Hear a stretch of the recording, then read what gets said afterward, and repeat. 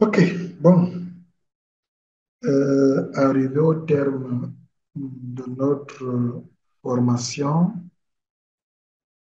qu'est-ce que nous avons fait? C'est ce que je vous ai démontré depuis le début.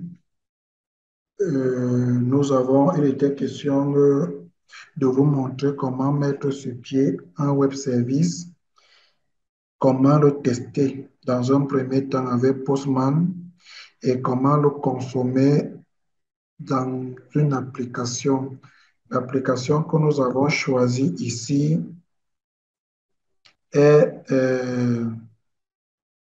WinDev et WinDev Mobile. Il est vrai que 30 heures était pour moi largement suffisant pour que nous fassions la consommation dans les trois plateformes. Euh, au vu des questions, au vu des questions que les uns les autres posaient, en l'occurrence Serge, qui nous a beaucoup retardé. Je peux le comprendre parce que la manière ou ma philosophie de développement était totalement à l'opposé de ce qu'il faisait. Et du coup, il fallait à tout moment revenir sur des choses déjà dites. C'est ce qui a permis que nous ne terminions pas comme je l'avais souhaité. Parce que quand j'ai mis 30 heures, j'avais fait une analyse, 30 heures était largement suffisant.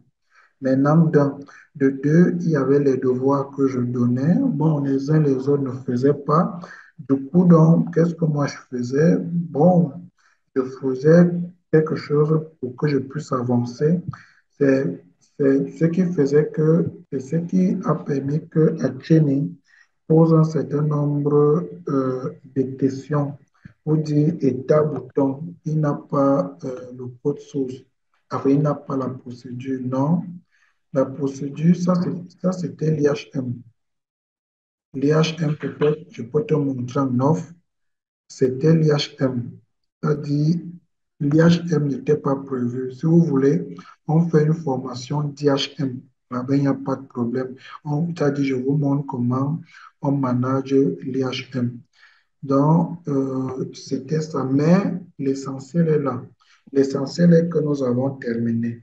Vous connaissez déjà comment mettre sur pied, comment créer ou écrire les méthodes globales, comment générer comment créer les points d'entrée, autant pour moi, comment générer ou déployer un web service en local ou en ligne. En ligne, nous avons utilisé hfsql.gemania.io. Ça, c'est deux. De deux, vous connaissez déjà tester votre web service avec Postman. Alors, si avec Postman tout marche bien, ça signifie que vous allez consommer votre web service sans problème. Alors, côté client, je vous ai toujours montré comment on écrit des procédures génériques.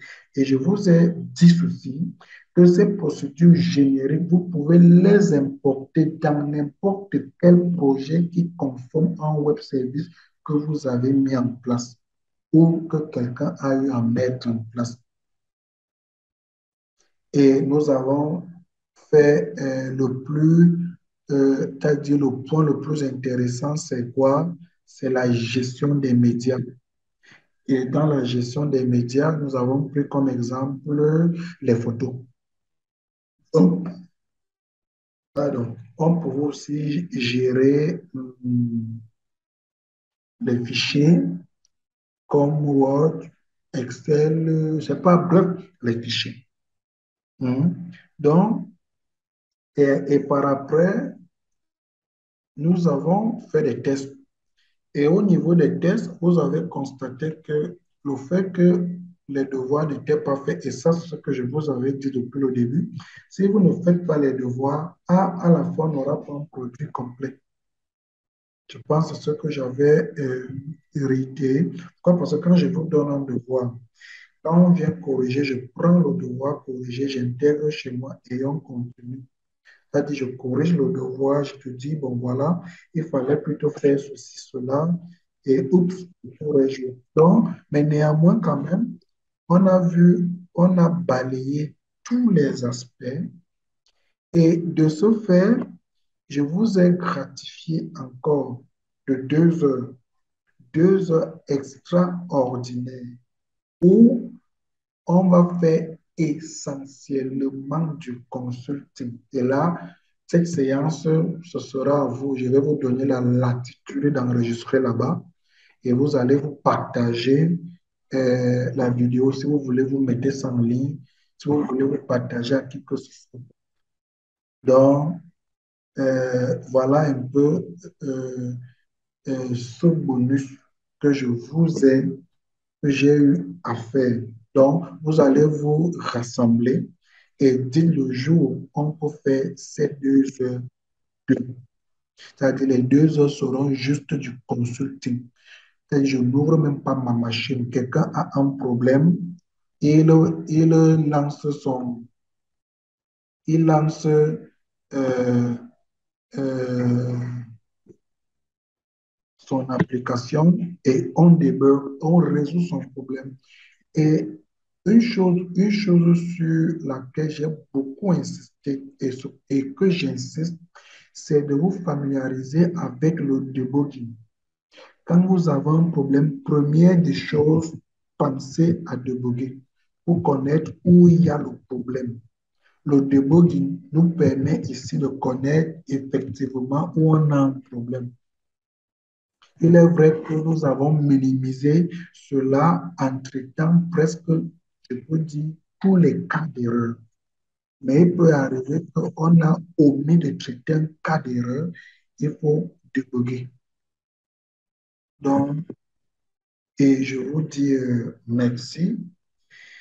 Et ce que je peux vous demander, c'est de mettre en pratique ce que vous avez reçu comme formation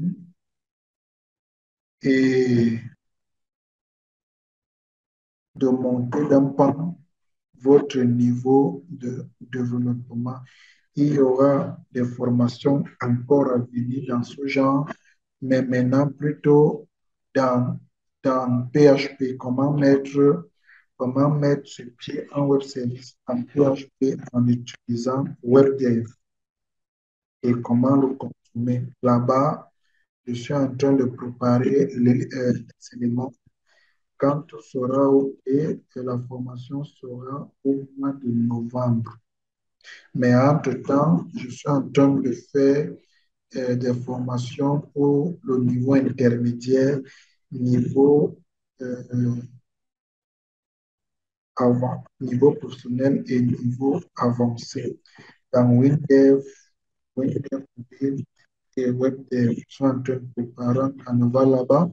Ce sera des, des vidéos commentées que vous allez venir acheter et que je peux faire des explications si vous avez un besoin.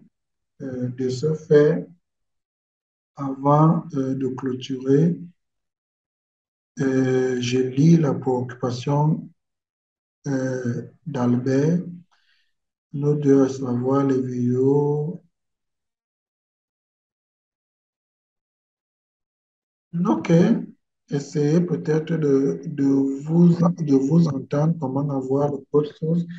Vous me faites savoir et je vois si ça m'arrange. Si ça m'arrange, je valide et je vous envoie le code source une fois prêt. OK. Sur ce, s'il n'y a pas de questions, je vous souhaite une bonne journée et un bon développement.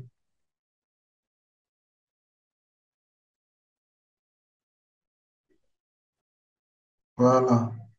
Je suppose que tu as le contact de Marius parce qu'il n'est plus connecté. Vous devriez vous échanger de contact pendant toute cette longue formation. OK.